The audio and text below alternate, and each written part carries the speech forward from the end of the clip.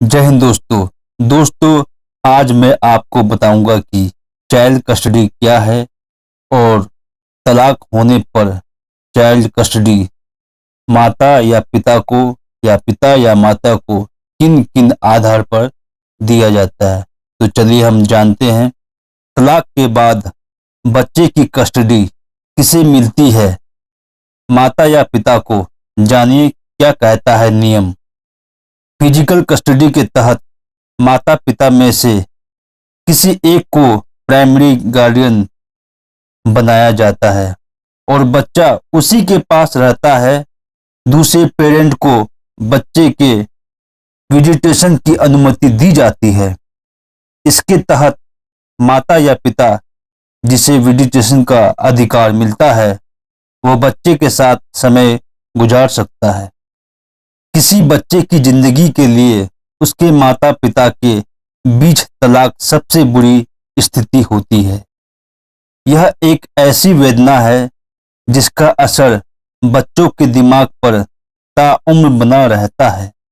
तलाक के बाद बच्चा किसके पास रहेगा, माता या पिता के पास? मतभेद का यह बड़ा कारण बन जाता है। अगर बच्चा नाबालिग है तो माता पिता में से दोनों को बराबर का हक है कि बच्चे को वे अपने साथ रख सकते हैं। अगर इस पर सहमति न बने तो मामला फैमिली कोर्ट तक जा सकता है। फैमिली कोर्ट माता और पिता की बात सुनने के बाद निर्णय लेता है कि बच्चे की कस्टडी किसे दी जाए। आइए जानते हैं कि कोर्ट इस पर कैसे फैसला लेता है और फैसला लेते वक्त किन बातों का ध्यान रखता है। इकोनॉमिक टाइम्स की एक रिपोर्ट बताती है कि बच्चे की कस्टडी देते वक्त कोर्ट कई बातों पर गौर करता है। इसमें एक गार्डियन एंड वर्ड्स एक्ट 1890 भी है। जी हाँ, 1890 भी है, लेकिन इस कानून का पर्सनल लॉ के साथ विवाद है। इसे देखते हुए कोर्ट हमेशा बच्चे के हित को माता पिता के हित से ऊपर रखते हुए फैसला करता है। कोर्ट देखता है कि बच्चा उसी के पास रहे जो सुरक्षा की गारंटी ले और नैतिकता के साथ उसका पालन पोषण करे, उसे अच्छी शिक्षा दिलाए और बच्चे का वित्तीय हित सुनिश्चित करे। इन कानून के आधार पर होता है तय। हिंदू बच्चों के मामलों में गार्डियनशिप का मामला Hindu minority and guardianship act 1956 के तहत कवर होता है। यह कानून गार्डियन एवं वार्ड्स एक्ट 1890 की तरह ही है।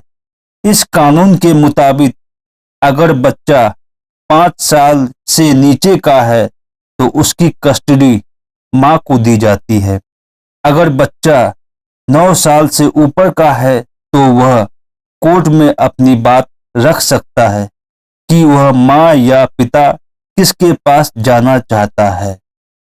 बच्चा अगर बड़ा हो गया है तो उसकी कस्टडी अक्सर पिता को मिलती है।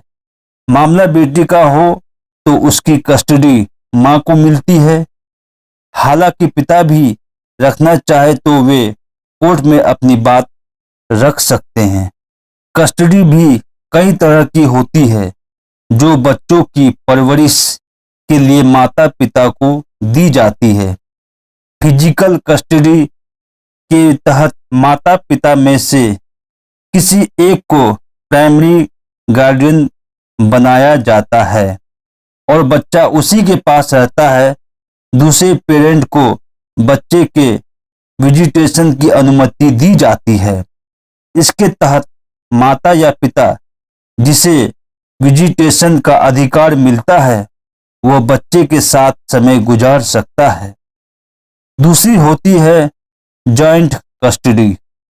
इसमें दोनों माता पिता को रोटेशन के आधार पर कस्टडी मिलती है। इसमें एक निश्चित अवधि के लिए बच्चा माता पिता दोनों के पास रह सकता है। क्या है लीगल कस्टडी?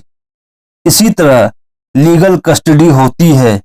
इसके तहत माता पिता में कोई एक बच्चे की जिंदगी से जुड़े अहम फैसले ले सकते हैं। 18 साल तक बच्चे की उम्र न होने तक माता पिता में से कोई एक शिक्षा, वित्त, धर्म और मेडिकल जरूरतों के बारे में बड़ा फैसला ले सकते हैं। इसके अलावा सोल कस्टडी होती है, जिसमें माता या पिता में कोई भी एक अनफिट होता है तो दूसरे पक्ष को बच्चे की कस्टडी दे दी जाती है। इसी प्रकार से थर्ड पार्टी कस्टडी भी होती है।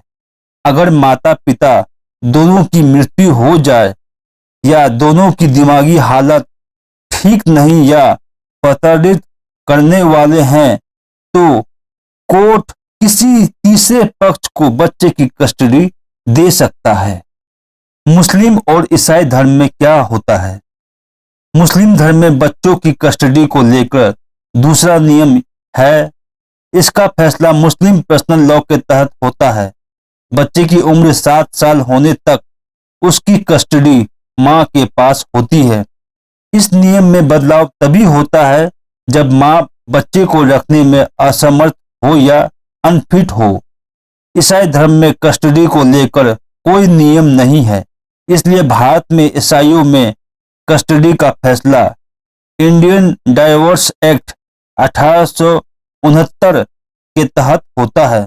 बच्चे की कस्टडी किसे देनी चाहिए, कोर्ट इस बारे में अपने विवेक और जज्बात के आधार पर फैसला लेता है। इसमें बच्चे का हित सर्वोपरि रखा जाता है। अगर कोर्ट को लगता है कि माता पिता दोनों में से कोई भी बच्चे की देखभाल ठीक से नहीं कर सकेगा तो वह किसी और को कस्टडी दे सकता है। धन्यवाद। जय हिंद दोस्तों।